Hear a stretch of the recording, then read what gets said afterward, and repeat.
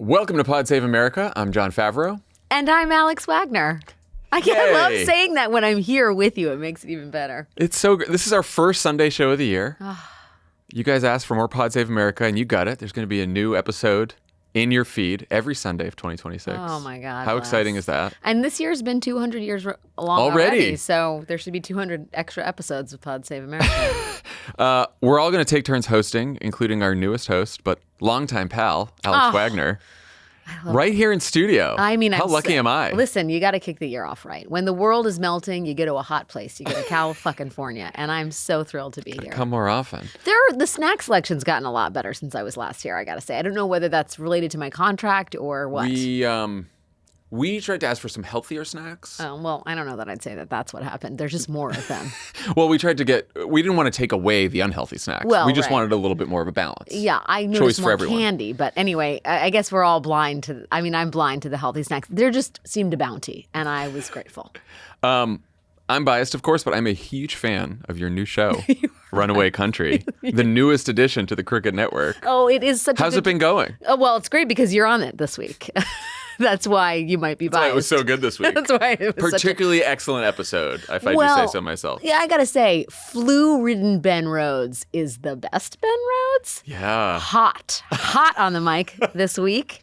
Everyone was hot. I mean, we came back to a motherfucker of a year, really. I mean, what a series of events to bear witness to. And Runaway Country this week focused on Venezuela. We talked to some Venezuelans about their opinions of all of this, which is interesting and not exactly what you think. And then we got spicy hot takes from John Favreau and Ben Rhodes. It's always great being a guest on a show like that because I'm more measured as a host. You let it rip. As I'm moderating. Yeah, you let it rip. And that I didn't have any, You saw that train with no brakes and you said you throttled it up. No fucks. As you mentioned, the first week of 2026 felt like several lifetimes, none of which I would enjoy living again. But somehow we have a huge year ahead of us. Yeah. It's America's 250th birthday. That's what I've been thinking. That's what I thought New Year's Day, man. I thought, America, you look great for 250. 250. The country is being run by an aging autocrat who is engaged in mind-boggling corruption and hemispheric domination. He's got an army of masked agents on the streets. One just killed an unarmed American citizen. But in this November, he will face, for one of the very last times in his life, an electorate. Make it so. An electorate that has never been this angry with him over how he's handling the economy. And their votes will decide just how much of a lame duck Trump is and what the race will look like to finally replace him. So, chill year ahead. Chill. What could go wrong? And as everyone knows here at Pod Save America, we're still not in the prediction business.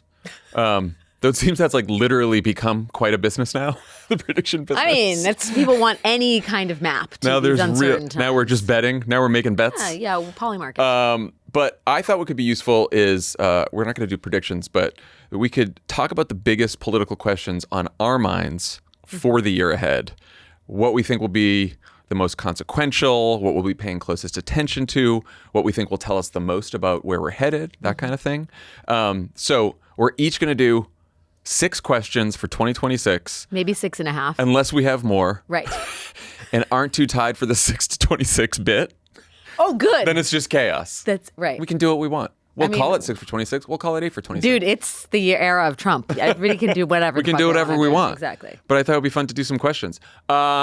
So why don't you can start us off. Oh, my God. Okay. What's the first question you have for 2026? Well, I do think the Dems are going to take back the House, right? So my first question involves the interregnum period in and around lame duck. We're already at the end of the year. We're going to go rewind to other parts of the year. But I think in terms of like sort of pressing issues, when the Democrats take back the House, I'm interested to know which White House official becomes the subject of the first House investigation. And I specifically am interested in whether it's Pete Hegseth for the boat murders, Kash Patel for the FBI purges and what he's done to the department, or maybe Pam Bondi for Epstein. I mean, there's a lot to choose from. There is. And I do think that there's going to be an enormous amount of interest in terms of how House Democrats organize themselves. And I'd like to know how they sort of process the year and think about which villain to sort of investigate and haul before Congress first. That's such a good question.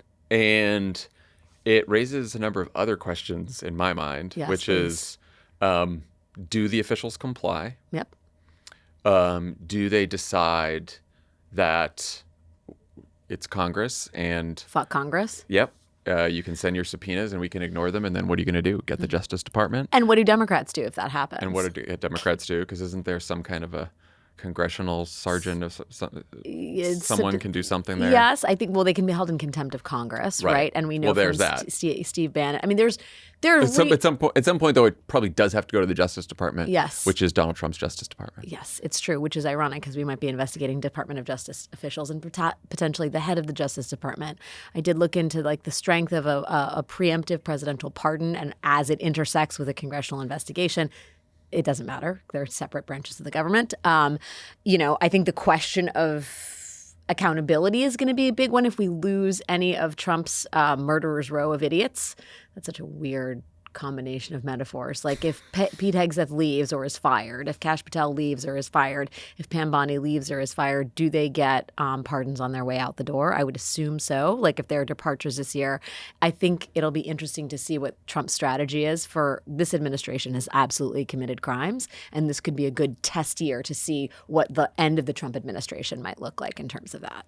So the other option, aside from them just saying we're going to defy the subpoenas, is what they have been doing this year when they were before Congress, which is they just go and they treat it as a way to perform for Donald Trump and the Fox audience and right-wing audience beyond that, and just say whatever they want to say. The value to me in the subpoena power is less about the testimony, who you get, and then the documents you get. The documents. And that I wonder about, because there's a lot of documents that you can get from the administration. That is the substance. That is the meat, as it were, John. And that stuff really matters. And that's not something they can prevent from coming out. And then there's the question that they're going to have to wrestle with, and you're going to start hearing, because Democrats will run on affordability. And let's say we win. Right. Then it's going to be like, well, did you win the House, and now all you're going to do is just investigations? Totally. And then there's the whole impeachment question. Well, right. That was like a secondary concern, because that's obviously front of mind with regards to Trump. He's already talked about it in front of the House Republicans who gathered at the Trump Kennedy Center earlier this year. He's terrified of being impeached for a third time. And it's going to be, I mean, I do think that it is without question a better thing for the health of our democracy to have an opposition party in charge of one branch of government, and specifically the Democrats. And if they control at least the lower chamber, there's going to be, I think, it'll be a shot in the arm for democratic organization. And I think the movement right now has proven really robust at the grassroots level, right? The citizen engagement in our politics is undeniable, but you do need a tip of the spear that has investigatory power, subpoena power, and just is in government. So it will be helpful to have Democrats up there in control of the lower chamber, but there are going to be a lot of questions about how aggressively the party looks backward to this year and to the year before, and in terms of what Trump has done, and manages that question of accountability and whether that's something they want to tackle, which increasingly seems like an academic exercise, even though I don't think it is. I think it is essential to the work of democracy to hold people accountable who occupy positions of power, if not for this generation, then for the next. Especially after this last year that we've had, and especially what we learned from the administration between the two Trump administrations. As Merrick Garland in the Justice Department. Well, right. I mean, have we learned nothing? Right. All right, here's my first question. Yeah, man. How do most midterm voters feel about the economy this summer? Because to me, there's a lot of political science research around this, that impressions harden 2 to 3 months before the election, maybe a little before that. There's always exceptions, of course, but that's usually when it happens. And I do think how voters feel about the economy is highly, highly correlated with how they feel about Donald Trump, and will be highly correlated to how they vote, whether they vote for Republicans or Democrats in the midterm, and particularly the voters who have not made up their minds. Who are those voters? Oh my God. But anyway, yes. And they could make up their, but not just should I vote for a Republican or should I vote for a Democrat, but should I vote at all? Should I even come out to vote? Yeah. And those people will make up their minds most likely on economic issues. Well, we're going to be awash in Venezuelan oil this summer, so yeah, travel's going to be super cheap, and bully for Trump. I think, it'll be interesting. I kind of wonder whether that old thinking holds true for a year like this, just because the American public has been so both naturally interested in affordability because they're broke, and there's a sort of the economic pain has been so ongoing, right? Like January is a month of premium insurance premium hikes, and that's an affordability issue as much as it is a question about health insurance and ethics. And I feel like there's going to be a collective burden in terms of the economy that is with the American public in a way that maybe in other more economically healthy years there necessarily hasn't been. So you know what I mean? Like I think the summer is going to matter as it always does. We have attention span of a gnat. Gnat. But I do think it's like, it's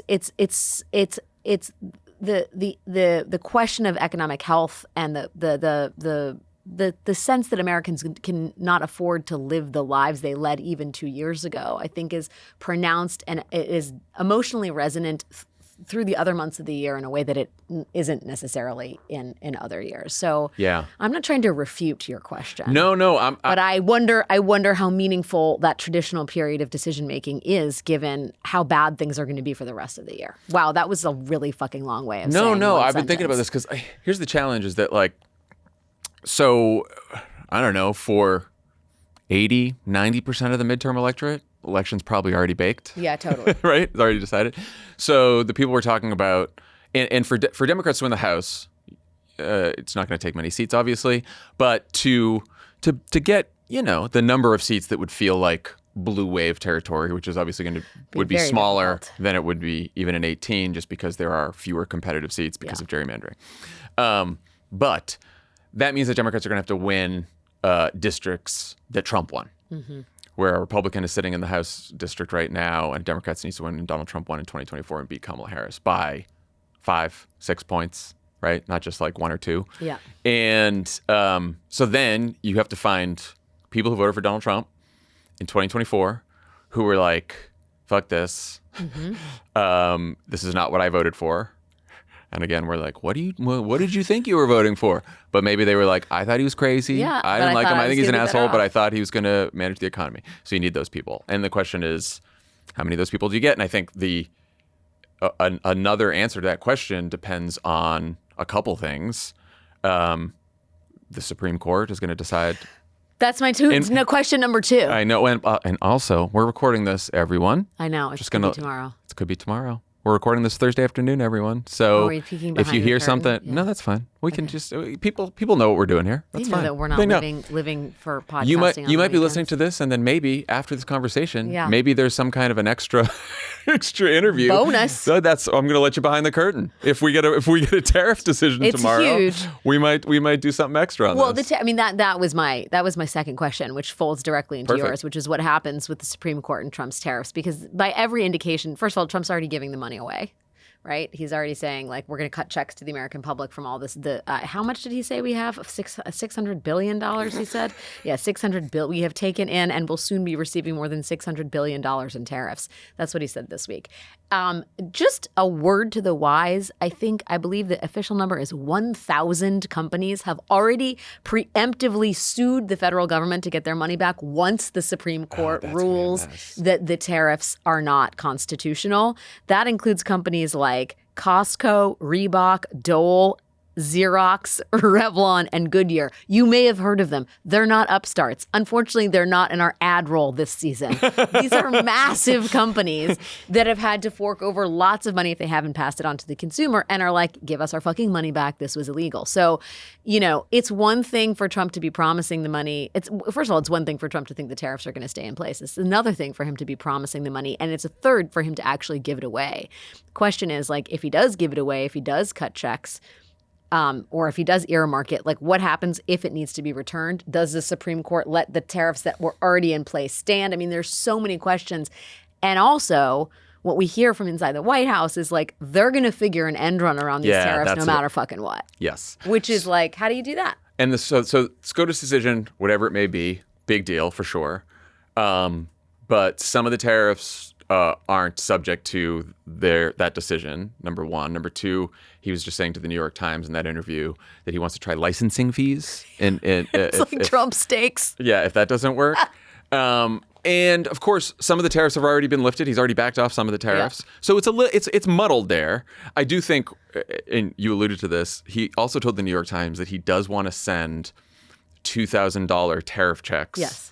And he thinks he can do it without Congress. Yeah. And for timing, he said towards the end of the year. Oh, so I wonder when. I know.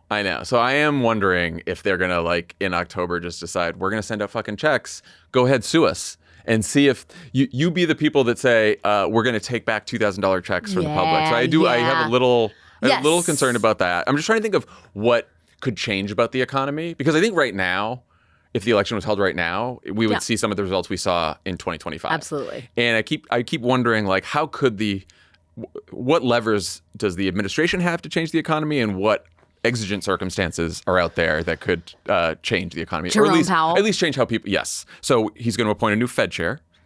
So you could get a new Fed chair that, I don't know, feels pressure to lower rates. Obviously, if it's Trump's I think Fed you don't chair. even need to say I don't know. I think expressly will be forced. Literally, he'll have to wear a T-shirt to the interview that says I will lower interest rates. Please give me the job. And then the question is. There's another Supreme Court decision on whether the president can just fire Fed chairs for no reason, or Federal Reserve members for no reason. Yes. And if Trump just gets the Fed chair, which he already is going to have, then the rest of the Fed can say, well, I don't care. Trump's crazy new Fed chair. I'm going to vote how I want to vote. But if he's now able to fire people and he puts a whole new Fed in, then we're in fucking uncharted territory. Yes. I don't know if that's actually going to improve the economy or destroy the economy, but that's a big one out there. Well, I mean, what it does to independent agencies and the balance of power is fucking shocking. this was a subject of Runaway Country before we left for break. We talked to two people who were plaintiffs. One person who was the plaintiff. She is one of the lead plaintiffs in the cases going to the Supreme Court that will determine whether or not Trump can just fire the independent heads of these agencies. And it has repercussions, of course, for the Fed and for the American economy, but it's for fucking any agency that serves in an oversight capacity to make sure that the American public is not getting fucked over by the federal government and political appointees. And if the Supreme Court says, yeah, go for it, I mean, that basically guts any real oversight of this particular administration and any fucking administration. It's really, really, really bad. I mean, at the risk of becoming a watered down, very, very poor imitation of strict scrutiny, what is happening at the Supreme Court in the course of the next 6 months is going to be hugely determinative, not just for this year, but for the immediate future of our democracy. Yeah, I think that the ideal political scenario for the Trump White House, and this is not all necessarily things that they want. They just don't know what's good for them. But the ideal political scenario economically for the Trump White House is the Supreme Court strikes down the tariffs. Yep. The ACA subsidies deal goes through. Yep. They get some kind of compromise. The tax cuts, even though they are somewhat meager for lower and middle income people, are felt in the spring. And then, maybe the job market, it's sort warms of up. Hums, even if it doesn't get worse, right? Maybe it just sort of putzes along. Sure. And then the AI boom, the AI bubble doesn't pop. doesn't crash. I mean, that's like that. It doesn't seem that far-fetched. That's right. That's what I'm saying. And then, right? like, if people feel even a little bit better than they do now, then I would have some concern heading into the fall. But don't forget Trump's ability to royally fuck. I mean, he's on a streak right now, and we say this in the week of Venezuela and the ICE shooting of an unarmed American citizen in her Honda, where he doesn't give a shit, actually. I mean, he cares about not getting impeached, right? That's his main interest in the midterms. But he's in this sort of late-stage autocrat, he's running the late-stage autocrat ego playbook where it's just about, like, big guns, being cruel, owning the libs, politics be damned. So even if, I mean, I don't know. You'd think that we've been here before and people voted him back into office. Even if the economy is, like, okay, the fact that there could be National Guard troops, the fact that in a city near you, the fact that American citizens are getting assassinated by ICE agents in masks, the fact that there are immigration dragnets that are fucking up just communities and labor forces, all of this contribute, and the fact that we may be invading Greenland, all of this contributes to a feel of chaos, lawlessness, and insanity that, I don't know, it'll be interesting to see how that stuff is, I think, tangible in a way that talking about fascism as a sort of academic thesis, as it was perhaps in the 2024 election. Yes.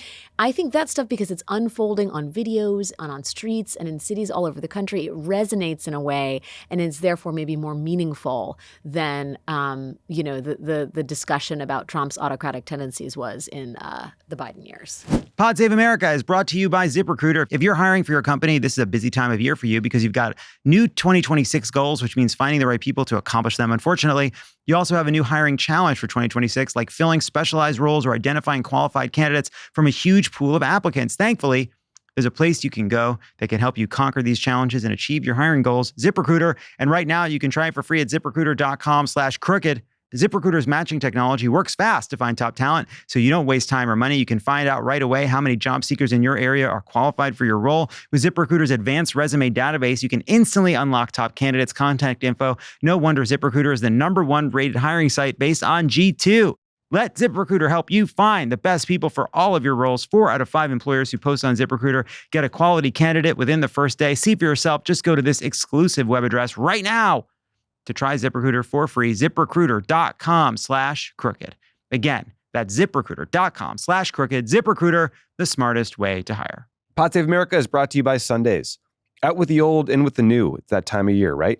Question for you. How old is that giant bag of kibble you bought for your dog that you're still serving to them? Oof, I bet you don't even know, and that's a problem. The solution, Sundays. Sundays was founded by a veterinarian and mom, Dr. Tori Waxman, who got tired of seeing so-called premium dog food full of fillers and synthetics.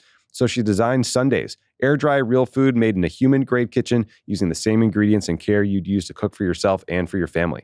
Every bite of Sundays is clean and made from 100% meat and superfoods with no kibble. That means no weird ingredients you can't pronounce and no fillers. Compared to kibble or other brands out there, Sundays invest 50 times more in its ingredients to ensure premium quality.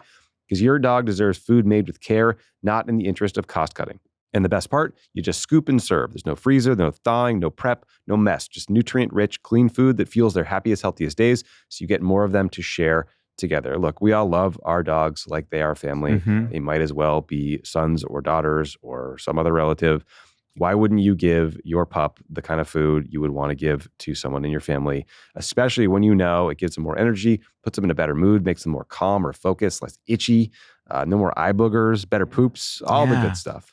Take care of your dog. Show your dog some love. Make the switch to Sundays. Go right now to sundaysfordogs.com/crooked30 and get 30% off your first 3 orders, or you can use code crooked30 at checkout. What causes eye boogers? I don't even know. I don't even know either. That's 30% off your first 3 orders at sundaysfordogs.com/crooked30, sundaysfordogs.com/crooked30, or use code crooked30 at checkout. Well, that's a good segue to my next question, which is how far will Stephen Miller take his domestic war against people who don't look like him or believe what he believes? Do you think I will be a resident of the United States of America by the end of the year? I mean, I certainly don't look the way he thinks Americans should look. Did you catch the Atlantic profile on Stephen Miller? I caught it on, I caught the first 2 paragraphs of it, John. Brutal. Steve Bannon calls him this prime minister, which I think is the prime minister of the government, which I think is apt. Yep. there was an anecdote from 2024 debate prep, and I've heard the Trump side of this before. I hadn't heard the Miller side of this one before. I don't know if it's new or not, but there was Steve Miller was going back and forth with someone who was a little more moderate on immigration with him during debate prep, and Trump was frustrated and interrupted the two men and said, "Stephen, if you had it your way, everyone would look exactly like you." Someone familiar with the exchange told The Atlantic. And then Miller responded, "That's correct," before turning back to continue sparring. So I do wonder, we are, again, we have seen this week sort of the chaos of Miller's vision becoming realized of a mass deportation force rounding people up.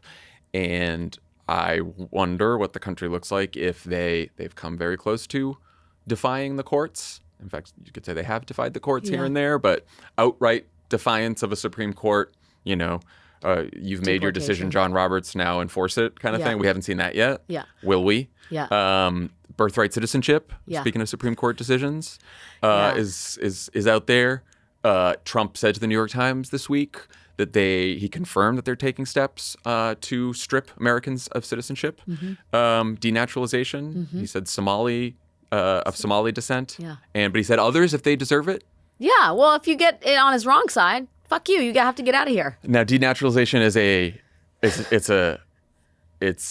a difficult standard to meet legally. You have to basically have lied or committed fraud on your citizenship application process. Right. It's not just so some of the Tom Emmer's talk to Tish James about how much fraud you actually need to commit to be found in the crosshairs of Trump. But it's like I heard Tom Emmer over a couple weeks ago be like, oh, all these Somali Americans who were caught in the fraud ring, like they should be denaturalized. Like that's not what the law says. That like if you are a naturalized citizen and you commit a crime, then you can be denaturalized. That's not what it. But if you lied somehow, they asked for. I believe Stephen Miller and DHS have asked for like 100 to 2, like they asked for a certain minimum number of denaturalization cases every month. That should send a chill down everybody's spine. And actually, my question 5 was how many migrants have been killed, and how many American citizens deported by the end of the year, because that's the collateral damage of all of this.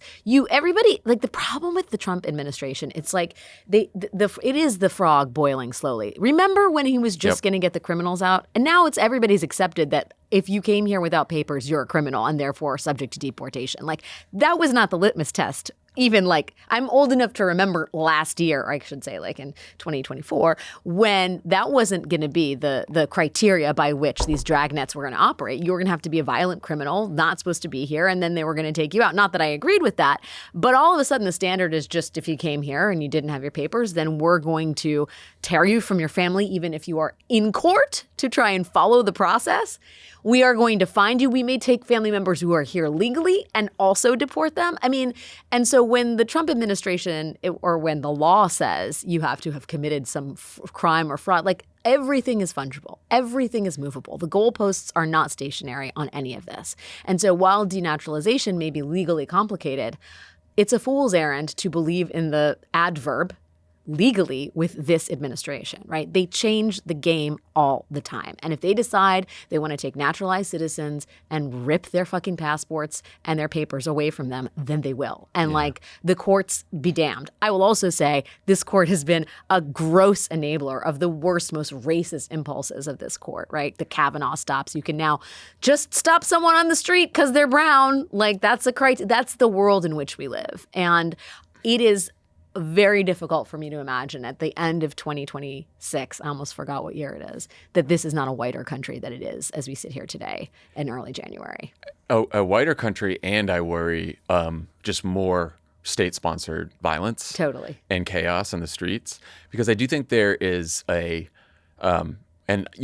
is the issue that I fear the most. This is what keeps me up at night. But there is a temptation. I felt the temptation over the last couple of months before this week, where it's like, okay, the Chicago, the Midway Blitz wound down, the ICE Right. raids here in Los Angeles. Sort of, it went like city by city for a while, and then we saw that they lost on the National Guard in court, and so they announced they were taking the National Guard out of a lot of these cities.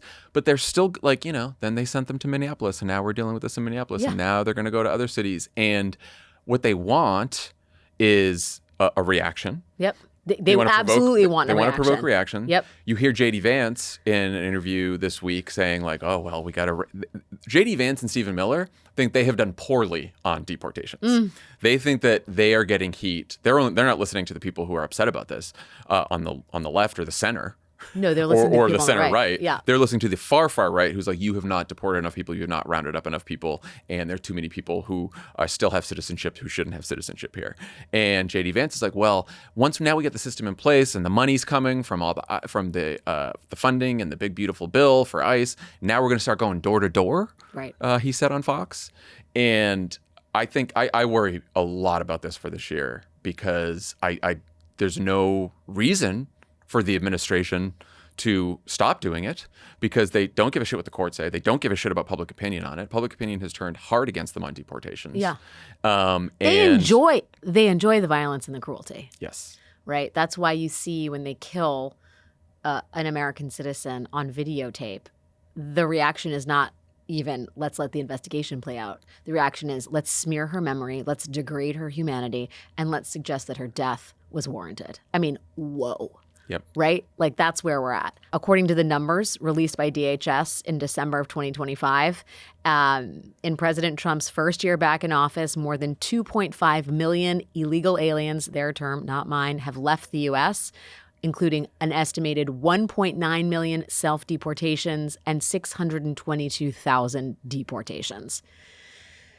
I would love hard to trust those numbers. Very hard to trust those numbers, but also that's especially not in the self-deportation. Exactly. Is that people that like went to go see family and then just couldn't get back in the country? It's hard to know what that actually means.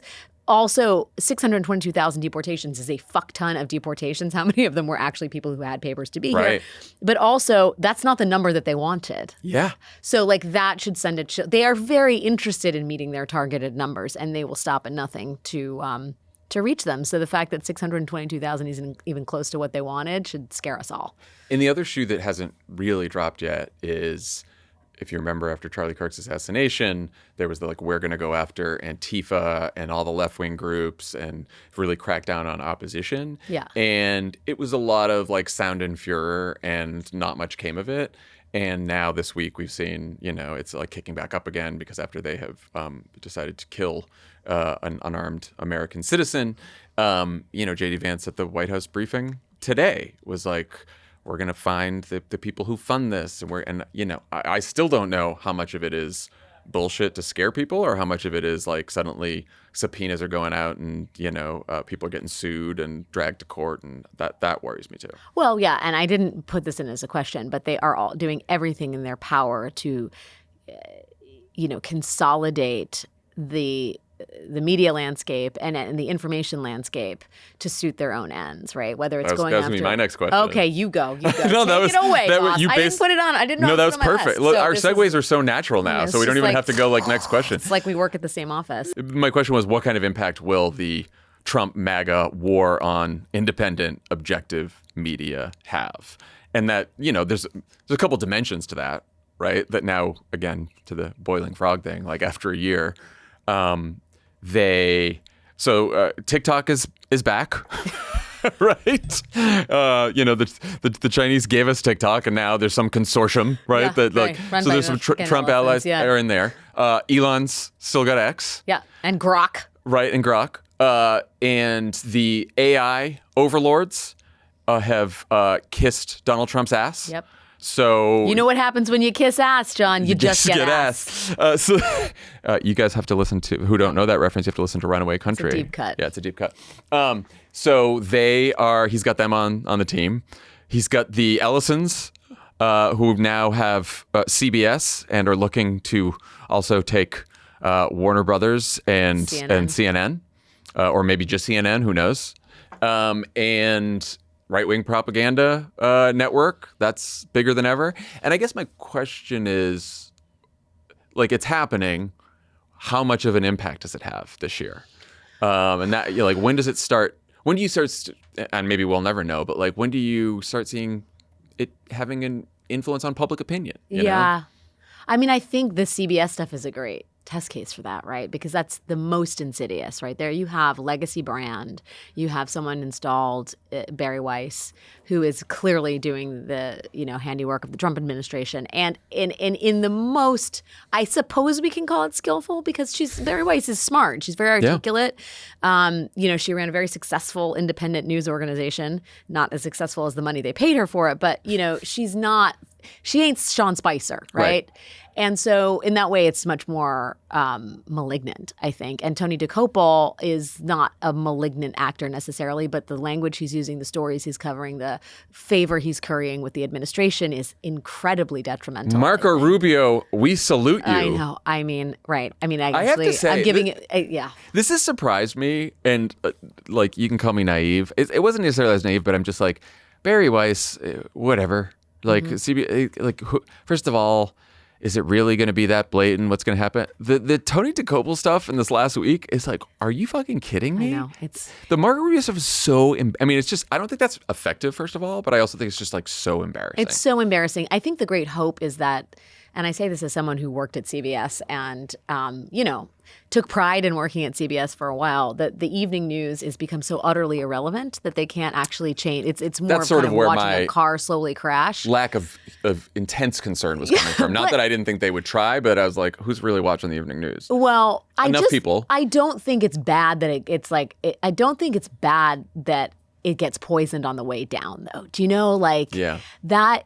I don't think it's bad to have news gathering organizations, and the poisoning of it, the irrelevance of it, it's just all fucking bad for information health in our democracy. And that part is really distressing to me. Destroying CBS, even if it doesn't have an immediate and practical impact on the sort of citizenry, it's just not a good thing for democracy. And to get away with it is, that's just another way of destroying the Fourth Estate, is to just make it so fucking unwatchable and so gross that it doesn't matter anymore. And that's a model for, linear cable, which is increasingly irrelevant. Just map that onto CNN, right? And then destroy that shit and you're done. It's what happened in Hungary. They chose to close these newsrooms, right? Which is more aggressive than what the Trump administration is doing. But by installing talentless hacks that nobody believes in a medium that's increasingly irrelevant, well, then you get rid of institutional media in a pretty adept way. Yeah, there's the question of, the sort of right-wing media conglomerate propaganda network out there versus opinion that is more left-leaning, analysis that's more left-leaning, and we obviously think about that a lot here. But my big question is, how many people are out there paying for news gathering? Totally. How much news gathering is going on, and how much of it will be able to continue that is not tainted by fear of Trump or just opinionated to sort of match MAGA preferences. Totally. And we're sitting here in the week that I think the Pittsburgh Post-Gazette is closing down. Shuttering because two psychopaths who own it are trying to own the libs that work for the paper, basically. And I do wonder, just from a news gathering perspective, if we're going to be all takes and opinion and then AI slop and creators who, God bless them, but are people getting, I worry about actual news gathering. Where does that leave us? And who's going to pay? It's just me interviewing some people on Runaway Country. That's not new. That's just me interviewing people. Pod Save America is brought to you by Helix. I love my Helix mattress. I have a Dawn Luxe. It's the best. And in this colder season, you end up maybe you want to, get cozy and stay comfortable with your Helix mattress. And the Helix offers a variety of mattresses designed to fit your sleep needs. How will you know which Helix mattress works best for you and your body? Take the Helix Sleep Quiz. It matches you with the perfect mattress based on your personal preferences, making it easy to find a mattress that suits your sleep needs. Helix will deliver your mattress right to your door with free shipping in the U.S. The Happy with Helix guarantee offers a risk-free, customer-first experience designed to ensure you're completely satisfied with your new mattress. You can rest easy with seamless returns and exchanges. They even have a 120-night sleep trial and limited lifetime warranty. Go to helixsleep.com/crooked for 27% off site-wide. This offer is exclusive to Pod Save America listeners. That's helixsleep.com/crooked for 27% off site-wide. Make sure you enter our show name after checkout so they know we sent you. helixsleep.com/crooked. Pod Save America is brought to you by Z-Biotics. Let's face it, after a night with drinks, I do not bounce back the next day like I used to. I have to make a choice. I can either have a great night or a great next day. That is until I found pre-alcohol. Z-Biotics pre-alcohol probiotic drink is the world's first genetically engineered probiotic. It was invented by PhD scientists to tackle rough mornings after drinking. Here's how it works. When you drink, alcohol gets converted into a toxic byproduct in the gut. It's a buildup of this byproduct, not dehydration, that's to blame for rough days after drinking. Pre-alcohol produces an enzyme to break this byproduct down. Just remember to make pre-alcohol your first drink of the night, drink responsibly, and you'll feel your best tomorrow. You guys know I'm an evangelist for Z-Biotics. I've been using it for years. I basically won't have a drink without taking one before. I always notice a difference, especially if it's like the holiday season. You have that one extra drink that you normally wouldn't have, but you're out with friends, you're having a good time, you don't want to call it a night. Z-Biotics is a life changer for me in those circumstances. Here's the thing. I know you might be skeptical. Try it once. What do you have to lose? Get one pack. Just try it one time. If you don't like it, whatever. But you're going to love it. Ready to try it? Go to zbiotics.com/crooked. Go now. You'll get 15% off your first order when you use Crooked at checkout. Plus, it's backed by a 100% money-back guarantee, so there's no risk. Subscriptions are also available for maximum consistency. Remember to head to zbiotics.com/crooked and use the code Crooked at checkout for 15% off.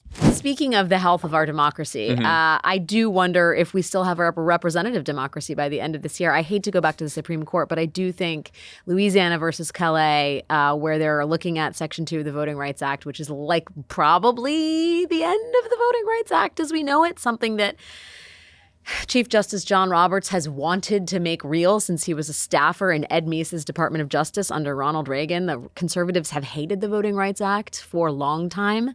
And now you have a bunch of white people basically suing and saying it's reverse racism to have districts that prioritize minority voices and voters and give them representation in Congress. That's where we're at. And I just think you do away with that and, well, first of all, the South is gone. And one of the most important sort of reparative mechanisms for our long and checkered institutional racism disappears. And at this moment, when we no longer have affirmative action, we have like an administration that says that any kind of civil rights gains are wokeism that need to be reversed, whether they happened in World War II or yesterday. Yeah.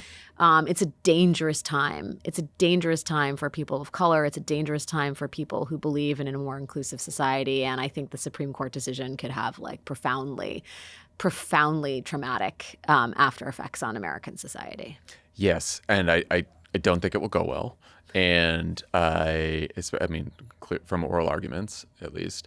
And I do think the only optimistic part is that I think it's going to be tough for whatever decision they make to be implemented before these midterms. Yes. But that's cold comfort for, generations to come. Yeah. I also think, and we've seen that this year with redistricting, that what's going to happen then is sort of a gerrymandering race to the bottom, where if we lose another 10, 15, whatever seats in the South because of this decision, then the blue states again are going to go back and be like, all right, well, we're going to just wipe out all the Republicans in our district. And then you're going to just have this country that is completely split. Yeah. Bad. What could go wrong? Yeah. All right. I have, will a challenger emerge who seriously threatens J.D. Vance's chance at the Republican nomination in 2028? Oh, I love this question. It's so juicy.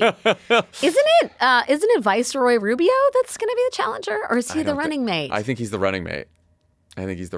Wait, say more. Okay, who else do you think could be that person? So I think one of the reasons that J.D. Vance is just the biggest asshole you've ever seen in public. That's saying something. Right, that's saying something. Just really, I think his running theory is no enemies to your right, because that's where the challenge would come from. Right. Got it. And he is not as charismatic as his boss, Donald Trump. He is not as charismatic as many of the figures on the right. He can't order donuts, John. Right. He's like the least charismatic human being in America. But like he needs to, Tucker Carlson, Candace Owens, right? Like all of the, and I'm not even saying they're, who knows, maybe, but like, he needs those people to like him, Yeah. to not just like him, but to love him. Yeah. Or at the very least, not to challenge him or not to find challengers for him.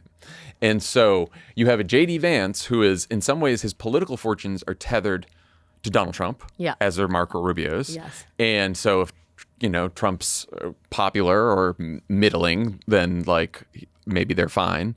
But if Trump gets even worse, it gets even less popular, then J.D. Vance's ambitions are fucked and he can't break from Donald Trump. Right. And so he has to be as extreme as possible. And I think he happens to believe most of it too. But even if he didn't, he would have to be if he wants to be president. And I think that someone on the right could say if the Trump administration, if Donald Trump's sitting at like in the 30s by the end of the year, by the end of next year, there's going to be people on the right who are like, that's J.D. Vance that is saddled with that. Yeah. And Not me. Not me. And he's a fucking pud who is can't excite a crowd. Awkward. He is say this about Trump. Many things can be said. He is incredibly authentic, and J.D. Vance does not have an authentic bone in his body. The other thing we're discounting is the sickness of Trump. He is going to enjoy the sort of Hunger Games of the inheritance, much like he does with his children, very Succession vibes. Yep. He will love playing Rubio and Vance off of each other. And I would guess if there is a challenger from the right, he will entertain that person at Mar-a-Lago just to make J.D. Vance and Marco Rubio beg and scrape that much harder. I mean, it will be sick and twisted. Delicious. Lovett and I did John Heileman's podcast right Heard before. I was going to say, you did a show with him or two right before the break. And he was down on Vance as a nominee, but was like, what about, he thinks like Don Jr. What do you think about Don Jr.?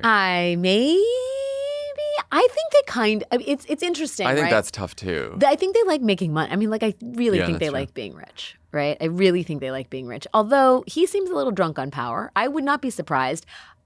It will be Sophie's choice for Donald Trump because I don't think he actually likes his children. And I think I think the Vance Don Jr. thing is hard to like tease out because I don't think Trump Jr. goes after Vance, and I don't think Trump sort of allows that kind of thing. I really do think if there's a challenger to Vance, which I think is very possible, it is an outsider. It is a Tucker. It is a TC? Megan. No. Now, let me tell you, no way. She likes that podcasting studio. They all like it, but wouldn't she like She likes being Charlie of Charlie's Angels. She likes being the voice in the box. Yeah. I can't see that. TC from the barn to the barn storm, I can see it. I can see that. Austin just held up a picture of Marjorie Taylor Greene. MTG, flash in the pan. I feel like she's come back to me at the end of the year when she's a fucking nominee. I just feel like she can't get she's done the thing. She's come out too early against Trump. I just think that's just a very hard road to hoe. And I saw her yesterday on TV, not in real life. And I was just talking to her yesterday, and she's like, I'm not into Michelob Ultras at the local bar, and she's already I feel like a discomfort there that is gonna get even more pronounced the more real her bid becomes. But you know what? I should shut the fuck up because I also didn't think Donald Trump was necessarily going to win in 2015. What do you got? I got one that is just a complete fucking downer, but it's real relevant. Will medication abortion still be legal by the end of the year? Oh, God. Sorry, I know. We were talking MTG, but this is fucking so real because this is a week in which psychopath bear killer like creatine monster Robert F. Kennedy Jr. has changed the sort of vaccine recommendations for children, getting rid of, what did he get rid of? Flu, RSV, rotavirus, hepatitis A, and meningitis. Who needs to be vaccinated against those things? He has done everything he said he wouldn't do in his Senate confirmation, and he never said he wouldn't get rid of mifepristone. And he under the head of the FDA, Marty Makary, they have they pledged to conduct a full review of mifepristone's safety. This is a gimme to the hard right. Kennedy has proven himself absolutely fucking shameless when pandering to the political right and has totally politicized the FDA and HHS and the CDC. And I could absolutely see a world in which they get rid of mifepristone, which is the drug used in most medication abortions, which account for, as of 2023, 63% of all abortions. We don't talk about abortion, and I think there are a lot of reasons for that, not least among them because it didn't win Democrats 2024, but that doesn't mean the issue isn't insanely urgent, and it is a matter of like national health concern, and it is just as urgent as vaccine schedules and mRNA research and everything else he's doing to fuck with American bodies over at his cabinet agency. So I'm curious to know whether that's something that, people can choose by the end of the year. As you started that answer, I thought, okay, I could see it happening. If I were to bet, I would bet against it only because Donald Trump has seemed skittish in going too hard right on that issue for purely political reasons. And a bunch of Republicans in more competitive areas feel the same way for either real reasons or political reasons. But to our whatever question we asked a couple before this on the gerrymandering race to the bottom, as the country gets more polarized, and it's like, oh, there are a bunch of Republicans in blue states that we're worried about now?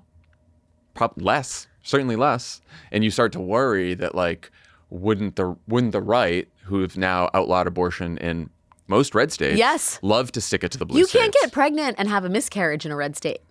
Right? Like that's where we're at. So the idea that they would make it, if not illegal, it would be very difficult to access medication abortion seems very possible to me. It would be a stupid fucking thing to do in a midterm year. Yes. I will say. But could happen in, December. Yeah.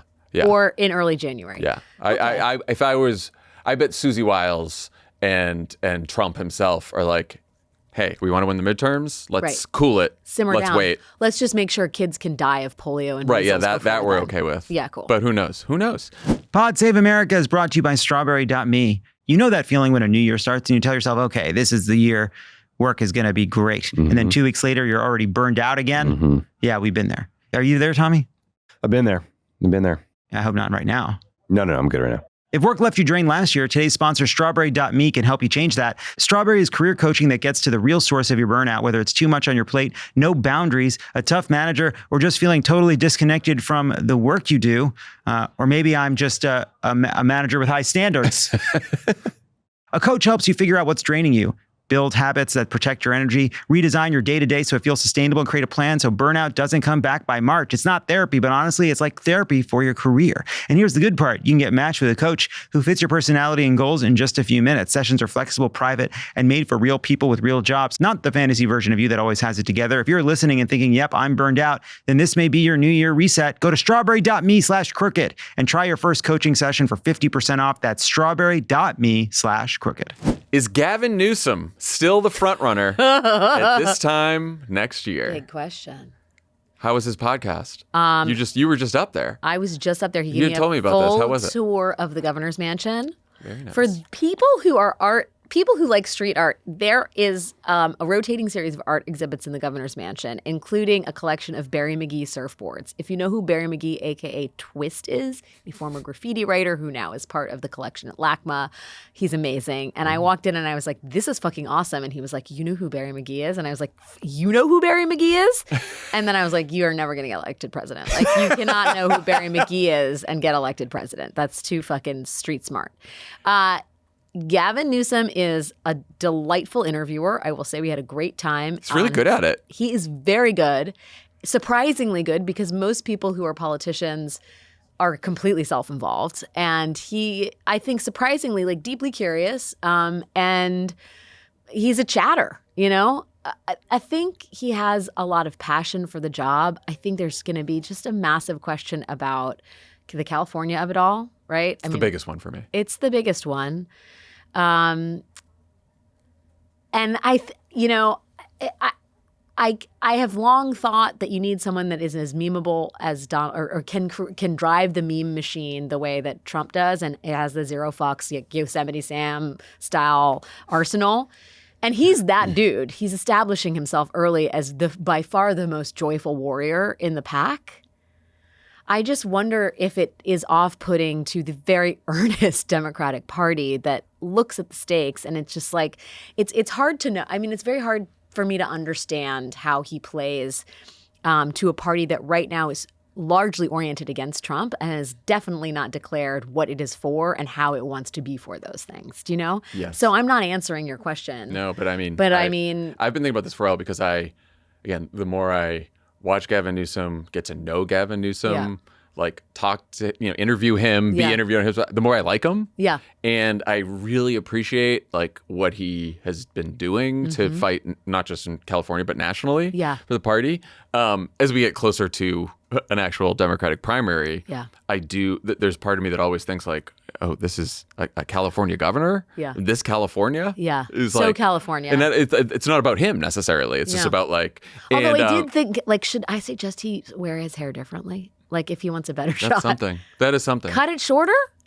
But like, did you Less read Patrick did you Bateman? read the Atlantic profile on him? I did. I started to, but I was literally going to meet the man, and I just had like a heavy dose of Gavin Newsom that day. And I much respect, Governor. I just was a lot of you. It's just there's a couple things that they talked about the California of it all. And they were like, another reason for hesitation might be that California has other laws that must have the makers of Republican attack ads salivating with anticipation. In 2020, the state passed SB 132, allowing male criminals to self-identify into women's prisons. One of those transferred, Tremaine Carroll, is awaiting trial on charges of raping 2 female inmates. And it's like, okay. There you go. Again, this is just like this is Kamala Harris. I know, and again, when I first heard that story, I was like, well, that seems, and you like look it up and you're like, okay, well, there's a law and you get it. And you're like, okay, well, if you're going to provide everyone medical care and then you're going to say that transition care is medical care, like one thing leads to another and it makes sense in context. But then when you see it, you're like, oh, okay, that's going to be a challenge. Yeah. And he's just very, like he's very California. Yeah. Like he fits the bill of a it was like they talked about his wedding to his current wife, and it was like, the ceremony was conducted by Carol Simone, a modern day mystic whose website describes her as a medium and astrologer. Just like it's just the most can I just pause to say most Donald, California shit ever. Right. And like we elected a serial philanderer, like he has been married 1 trillion times and had affairs with porn stars. And yet we're like, don't you dare get married by a mystic. Donald Trump is a good code switcher. Yeah, and that like he is, Manhattan, but he's not Manhattan. He's outer borough, and he's rich, but he's sort of like he's got a chip on his shoulder about being rich. So he's sort of so he's got that. Barack Obama had his feet in 10 different worlds. Yeah. Like Bill Clinton, Oxford, Arkansas, right? Like Joe Biden, right? Like the people who succeed in politics nationally can identify with the other part of the country, if not by resume and identity, then by just some experience in their life, some feel. Yeah. And maybe he has that. Maybe he can do that. We haven't seen this sort of talking tour yet. He is going to have a memoir come out in February. Yeah. He will be on tour for that, and it will be an interesting case study in his what is it? Press the flesh skills. Yeah. But who else? Who else do you think for the? Listen, I had a conversation with a Big Dem over the break, and she was saying J.B. Pritzker is who she liked. Okay. She thought he had been taking regular doses of Mounjaro in preparation for that. Ooh. Her words, not mine. Okay. I think they're going to see some governors. Josh Shapiro is going to be up in the mix. Mm-hmm. Maybe Gretchen Whitmer raises her hand. I think Wes Moore is absolutely going to be on people's dance cards. Yep. I mean, I think it's going to... Maybe Gallego is out there? Maybe. I mean, I think it's going to be a pretty big field. Hopefully not like so big as to be unwieldy. But listen... No one's popping out for me ahead of the pack right now. That's why it's just Gavin Newsom in his tote bags with Kid Rock and the laying of the hands. I think that is the greatest meme I've ever fucking seen. It's really funny. If you're listening to us, Gavin Newsom's social media team, please make that into a tote bag. People will buy it. All right, I got my. Is this my 6th? I have don't my even know 6. which number I was on. This is my 6, but I can continue to ask do it. questions. What will the White House actually look like? Okay, so here's the news. Here's the news, John, today. Actually, this is news of the week, but there's always news about the White House. The ballroom is going to be now as tall as the main mansion itself. Oh, yes. Which means we also have to add on to the West Wing. Did you see that? Exactly. So they're considering a 1-story addition to the West Wing's colonnade in an effort to create symmetry with the 2-story colonnade that would lead from the White House to the ballroom. And then there's going to be maybe an office suite for the First Lady, which would be nice since they destroyed any office she once had in a reconstructed White House movie theater. Well, thank God they can screen more Sly Stallone films at I guess, in full 4K HD or whatever the fuck it is. Point is, he is completely rebuilding the White House. Yeah. It is not going to resemble itself by whenever construction is complete. It's shocking. It's going to look like another Trump Tower. God. And I would not be surprised if he just puts the fucking name Trump in gold. I mean, I made this joke to Dan on Thursday's, Friday's recycle podcast. it. It's okay. Yeah, it's we did this for the 2011 Correspondents' Dinner. We had a big slide up, big picture of, oh God, if Donald Trump did run for president, this is what the White House would look like. And we should put it up on the screen. You were Cassandra. It looks very close to you were in the predictions business. Yeah, right. To what it's where well, it's he's got to headed. remember who lives there, right? Isn't that what they're saying is the reason that everything's labeled right now in the White House with this hideous gold lettering that really looks like the kind of lettering you'd see on a restroom door is because he's so addled and so forgetful and his brain isn't working right that he needs reminders about like, this is the Oval Office, this is the Situation Room, and this is the White House where Trump lives. This is where you live, sir. Yep. But it's no surprise that architects keep resigning from this project. It's so fucking controversial. And without being like the worst downer in America, it's also symbolic of the work it's going to take to rebuild our fucking country after this person is out of office, right? Like he is fundamentally changing institutions. He's rebuilding our democracy. I don't want to say rebuilding because he's destroying the democracy, but he's rebuilding American society in a very In his image. In his image. And it's going to take time, just like undoing his hideous renovation of the White House is going to take, I don't know, how long is that going to take? Who's going to do that? And who's going to do it with what money? It's a metaphor for everything else he's doing. So I'm curious to see what it looks like in December. Well, it made me think too, sort of my last, it was like a smaller question, but I started the episode by mentioning this like the 250th birthday for America. Mm-hmm. And I do wonder how much the anniversary is going to matter in 2026 because they are going to go all out for that. Ham. And I think that in an election year and in a year where people are starting to think about 2028, and this happens in America when there are centennials, bicentennials, like there is going to be a debate over the meaning of America, the meaning of what it is to celebrate America's 250th anniversary. Donald Trump is going to be in control of that, unfortunately. He's got the White House thing. They're going to do fireworks. Military parade. This is going to be a big thing. Jingoism run amok. It's going to be a big thing in the summer, and they're going to want to bait, they're going to, America-hating libs, and they talk down. And so we're going to have a good response to that about the America that we love. Well, and also nobody owns the flag. Nobody owns the flag. Yeah, nobody owned the White House either. But well, I know. But I see how that went. I wonder if there's a drug that will induce a Rip Van Winkle-like state for all of us so we can just fucking wake up at the end of the year instead of living through all of it. Like if this is the first week, stop this train. I want to get off. I look forward to our end of the year Pod Save America episode where you're going to have to come for that. And we can talk about you and I doing these questions. We need to run it back. We're And MTG will be running the official nominee. We're going to have so many clips to play. Oh, fuck. If we miss any good questions also and you're listening, let us know. Please. I mean, we definitely miss some There was one that I wanted to, not to freak everyone out, but maybe it won't. You'll know that the Republicans are legitimately worried about losing the Senate, not just the House, if we start getting announcement from our friends Sam Alito and or Clarence Thomas. Oh fuck! They are definitely going to do that. They are definitely going to. Let me just say, they are going the other to. one. At the end of this term, there will be 2 vacancies in the Supreme Court. No question. I think that's almost. Well, if without they lose question. it's interesting because if they lose the Senate, Well, they can't but do they it. can. No, but if they announce their retirements in June, they can get confirmation started in September. And But it's a gauge a little bit of how confident they are that they'll keep the Senate. I think they're. Because they could do it in the lame duck even if they lose the Senate.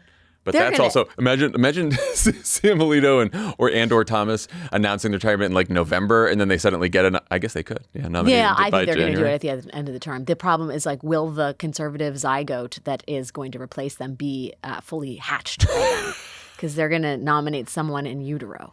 It's just going to be like an AI chatbot, like It's a right wing just- yeah, AI no, chatbot it that's could be. been like What? trained on fucking Live Alex forever. Jones. Live forever. Live forever. That's it. Live forever. What a Anyway, great on that year. note, Happy New Year! 2026. Oh boy, Alex, this was fun. was it? Thanks. Thanks. I had a good time. I did. Thank you for having me, buddy. Thanks everyone for listening. We'll be back in your feed with a new episode of Pod Save America on Tuesday.